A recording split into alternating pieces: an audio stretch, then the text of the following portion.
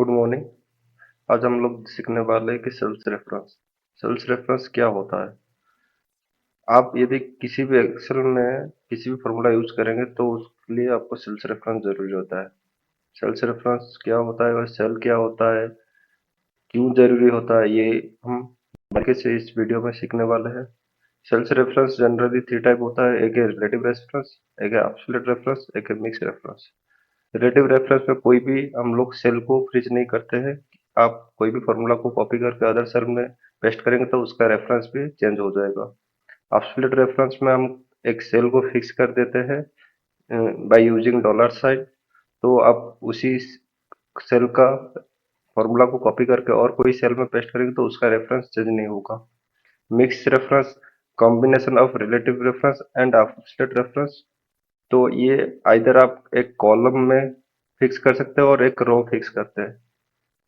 तो हम लोग इस वीडियो में तीन एग्जाम्पल लेके ये तीन रेफरेंस को अच्छे तरह से सीखेंगे। तो ज्यादा देरी ना करके चलिए स्टार्ट करते हैं।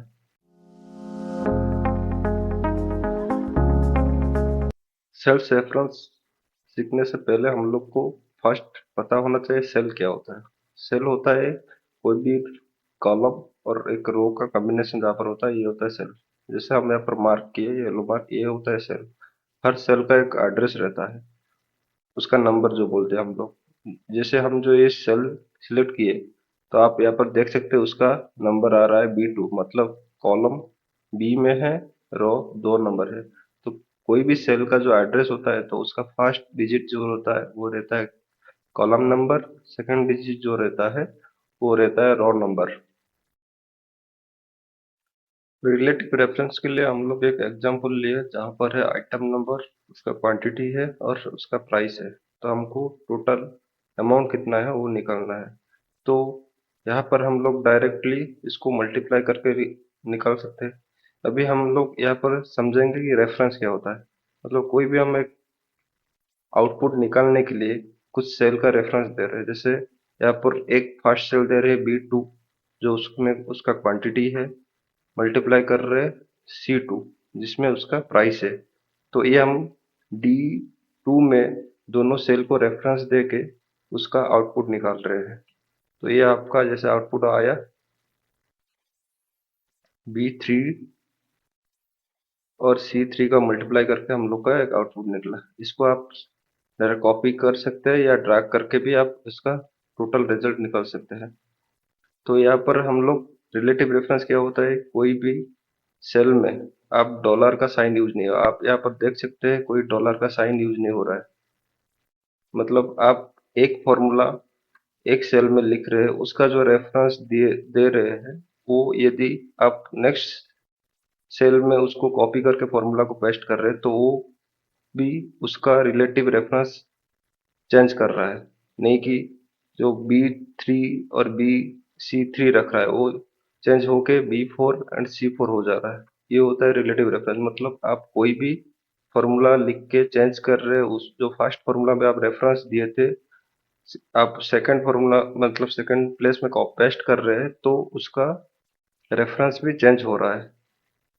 तो ये होता है रिलेटिव रेफरेंस, जहाँ पर हम लोग कोई भी डॉलर साइन या कोई भी सेल को फिक्स नहीं करते हैं। एब्सोल्यूट रेफरेंस के लिए हम लोग और एक एग्जांपल ले, वही सेम एग्जांपल है लेकिन यहाँ पर हम लोग को जीएसटी अमाउंट कैलकुलेशन करना है। ऊपर एक ही सेल में जीएसटी अमाउंट लिखा हुआ है, हम लोग को उसका जीएसटी अमाउंट निकालना है। मतलब एक, तो हम कैसे अभी इसको करेंगे, यहाँ पर आपको एक सेल को फिक्स करना पड़ेगा जो है C2।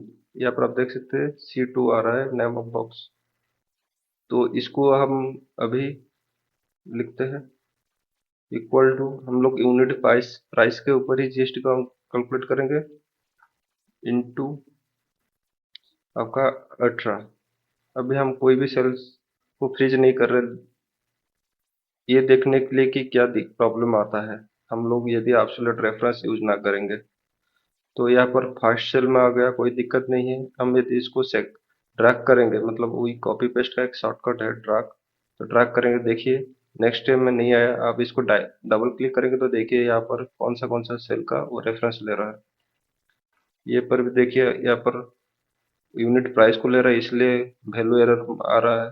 तो ऐसे तो जो रिलेटिव रेफरेंस हम लोग फर्स्ट में सीखे थे उसमें ये काम नहीं कर रहा है, तो हम लोग को एक सेल को अभी फिक्स करना है।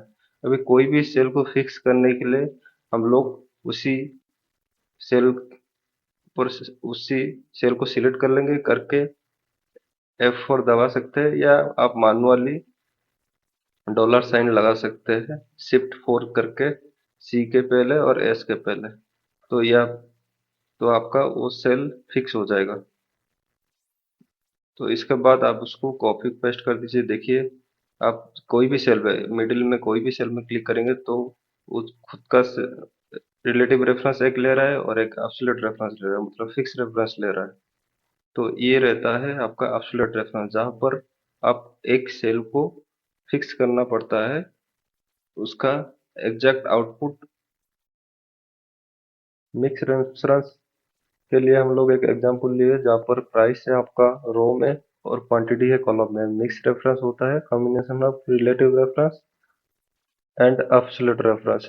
मिक्स रेफरेंस में हम लोग एक सेल का एक ही पार्ट हम लोग फ्रीज करते हैं, जैसे कि एक सेल का आइदर एक कॉलम पार्ट, मतलब सेल होता है, जैसे हम अभी सेल क्रॉसर है D4 में, आइदर हम लोग को डी वाला जो कॉलम पार्ट है उसको फ्रीज करना है, और फोर जो है रो उसको फ्रीज करना है। तो अभी हम लोग कोई भी मिक्स रेफरेंस ना लगा के, मतलब कोई भी सेल को फिक्स ना करके, अभी हम लोग ओनली रिलेटिव रेफरेंस में लगा के कैलकुलेशन करते हैं और देखते हैं क्या दिक्कत आता है और क्यों जरूरी होता है मिक्स रेफरेंस।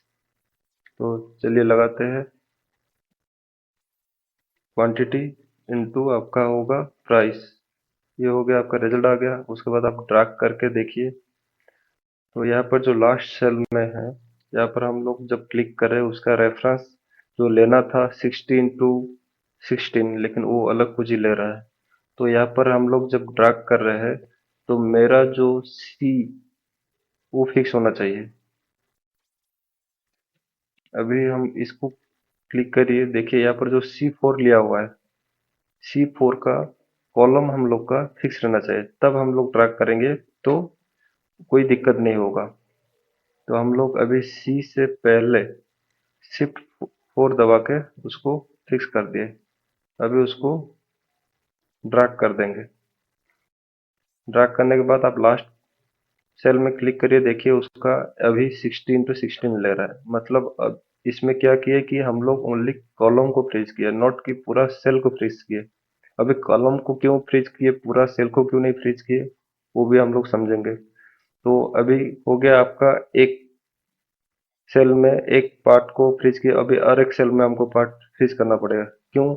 बिकॉज हम जब इसको नीचे तरफ ट्रैक कर रहे हैं, तो आप लास्ट सेल देखिए, लास्ट सेल का रेफरेंस यहाँ पर तो 90 पकड़ रहा है, लेकिन जब 25 के बदले में और कुछ पकड़ रहा है, तो अभी 25 पकड़ने के लिए हम लोग को यहाँ पर रो फिक्स करना पड़ेगा। मतलब जो हम लोग इस फॉर्मूला में D3 लिए प्राइस वाला, तो उसका जो रो नंबर है, 3 नंबर रो को ही हमको फिक्स करना है। अभी यदि हम इसको फ्रीज ना करके कॉपी पेस्ट करेंगे तो ऐसे उसका रेफरेंस नहीं लेगा। तो हम लोग को अभी Shift 4 दबा के इसको फ्रीज करना है। देन उसको आप अभी ड्रैग करिए, तो ये आ गया आपका सही रेफरेंस रहा। हम क्यों नहीं यहाँ पर मतलब आपका जो एब्सोल्यूट रेफरेंस यूज किए, क्योंकि हम लोग को पूरा टेबल फिल करना है। आप यदि एक सेल को फ्रीज कर देंगे तो एक सेल का मल्टीप्लिकेशन हर सेल के साथ हो जाएगा। तो इसलिए हम लोग यहाँ पर एब्सोल्यूट रेफरेंस लगा नहीं पाएंगे। अभी आपका ये जो फर्स्ट सेल है ये करेक्ट आ गया। अभी इसको आप कॉपी करके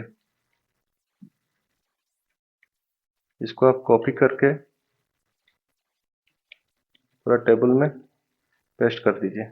देखिए आप कोई भी सेल में क्लिक करेंगे उसका रेफरेंस करेक्ट लेगा। जैसे हम लोग पूरा वन लास्ट सेल में क्लिक किया तो जो 16:90 करेक्ट ले रहा है, अभी मिडिल में ले रहे हैं 12:7, वो भी करेक्ट ले रहा है। तो ये रहता है मिक्स रेफरेंस। यदि यदि आप लोग इस वीडियो से कुछ भी सीखे होंगे तो प्लीज़ लाइक कर दीजिए और ज़्यादा से ज़्यादा लोगों के साथ शेयर करिए और ऐसे एक्सेल रिलेटेड कंटेंट के लिए चैनल को सब्सक्राइब करके रखिए। Thank you for watching this video.